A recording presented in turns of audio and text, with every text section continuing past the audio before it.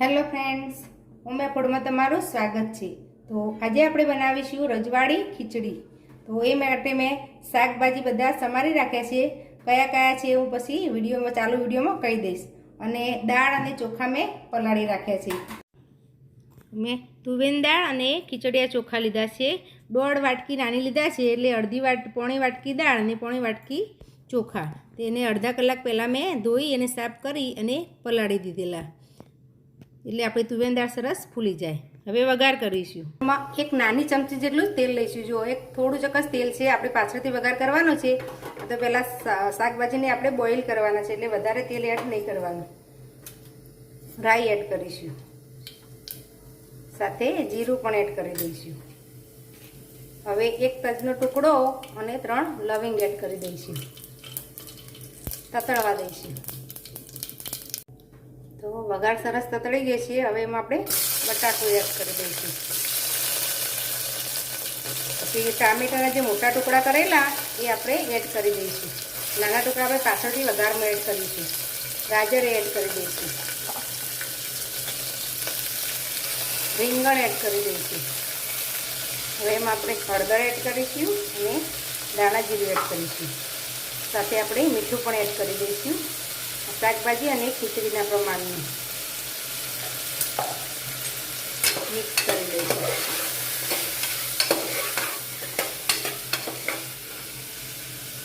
હવે દાળ ચોખા પલાળેલા એ આપણે એડ કરી દઈશું।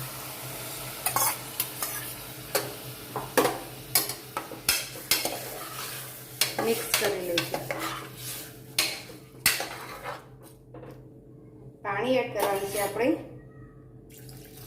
તો આપણે દાળ ચોખા ડૂબે અને ઉપર 1 આંગળ જેટલું રહે એટલું પાણી એડ કરવાનું। અને આમાં બીજા કોઈ મસાલા કરવાના નથી, આપણે મસાલા ઉપરથી વઘાર કરવાનો છે એમાં કરીશું।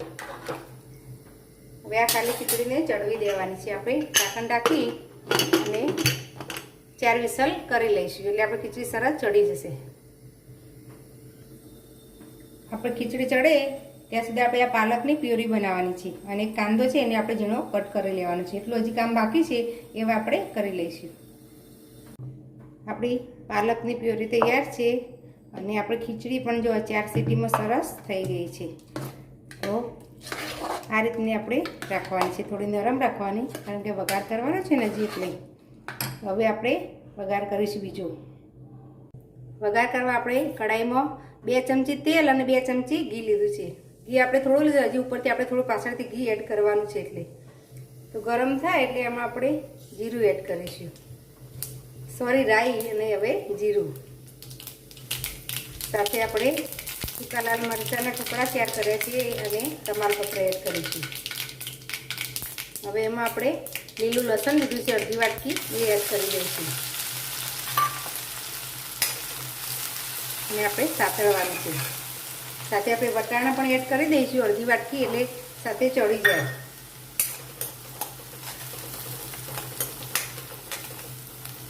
હવે આદુ મરચાં પણ આપણે એડ કરી દઈશું। તો 2 મરચાં લીધા છે અને ટુકડો આદુનો, એ આજે કચરો વાટ્યો છે। તમારે તીખા જોઈતી હોય એ પ્રમાણે તમારે એડ કરવાના।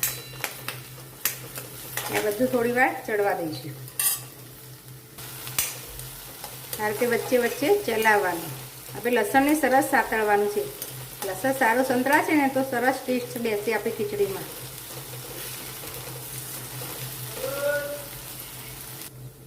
લસણ સરસ સંતળાઈ ગયું છે। હવે એમાં અડધી વાટકી કાજુ અને અડધી વાટકી સિંગદાણા લીધા છે। કાજુના રીતે મેં 2 ફાડા કરી લીધા છે, એ આપણે એડ કરી દઈશું। મેં તળ્યા નથી, તમારે તળવા હોય તો તમે પહેલાં તળી લઈ શકો। અમે એમનામ જ લીધા છે। હજી આ બધું સાંતળીશું ને ત્યાં સુધી સરસ થોડા સોફ્ટ થઈ જશે। એમાં હવે કાંદો એડ કરીશું। એક કાંદાને ઝીણો કટ કરેલો છે। હવે કાંદો પણ સરસ કલર ચેન્જ થાય ત્યાં સુધી આપણે ચડવા દઈશું। કાંદા થોડા કલર ચેન્જ થયો છે અને થોડા સોફ્ટ પણ થયા છે। હવે એમાં આપણે ટામેટું એડ કરી દઈશું। તો એક ટામેટું લીધેલું એને આપણે ઝીણું કટ કરેલું એ આપણે એડ કરી દઈશું। હવે આપણે થોડું મીઠું એડ કરી દઈશું, એટલે આપણું ટામેટું સરસ ચડી જાય।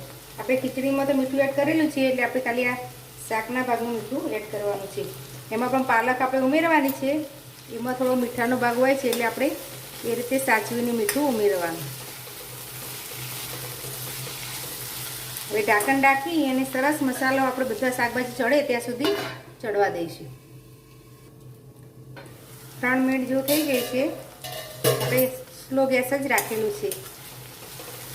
હવે ચેક કરી લઈએ તો જો ટોમેટા થોડા સોફ્ટ થઈ ગયા છે. હવે પાલકની પ્યુરી એડ કરીશું. મેં જે પાલકની પ્યુરી બનાવેલી, કાચા જ પાલકની બનાવી છે, એ આપણે એડ કરી દઈશું.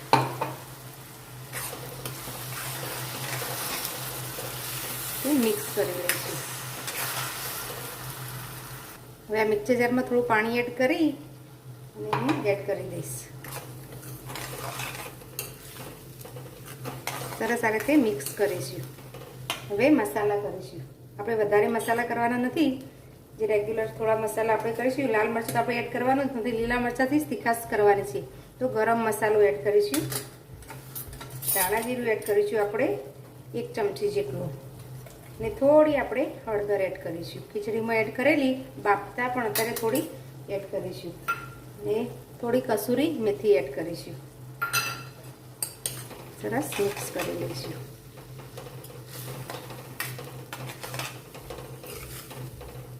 અને હવે આ મસાલાને ચડવા દઈશું. આપણે ઢાંકણ ઢાંકી અને 3 થી 4 મિનિટ સ્લો ગેસ પર ચડવા દઈશું. હવે ચેક કરી લઈએ. જો સરસ તેલ બહાર આવી ગયું છે. તે આપણો આ મસાલો સરસ સંતરાઈ ગયો છે.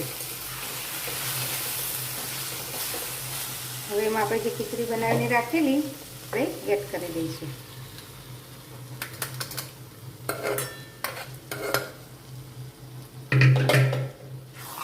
સરસ મિક્સ કરી લઈશું. સરસ મિક્સ થઈ ગયું છે. હવે એમાં આપણે 1 ચમચી ખાંડ એડ કરીશું. ઓપ્શનલ છે, પણ એકવાર તમે એડ કરીને ટ્રાય કરી જોજો, સરસ લાગે છે. અને સાથે આપણે 1 ચમચી ઘી એડ કરી દઈશું. મોટી ચમચી જેટલું લીધું છે. તમને જે યોગ્ય લાગે એટલું તમે વધઘટ કરી શકો. આ રીતે ઘીમાં ઉકળશે ને સરસ, તો એનો ટેસ્ટ સરસ આવે છે. આ રીતે સરસ મિક્સ કરી લઈશું. અને ઢાંકણ ઢાંકીને આપણે થોડી વાર થવા દેવાનું છે. વધારે વાર નહીં, હવે 2 મિનિટ જેવું જ આપણે થવા દઈશું. તો ચેક કરી લઈએ તો સરસ ખીચડી તૈયાર છે. પછી આપણે થોડી દ્રાક્ષ એડ કરીશું. રજવાડી ખીચડી છે એટલે આપણે આ તે ડ્રાયફ્રૂટ્સ એડ કરીશું. ઓપ્શનલ છે. હવે થોડા દાણા એડ કરી દઈશું.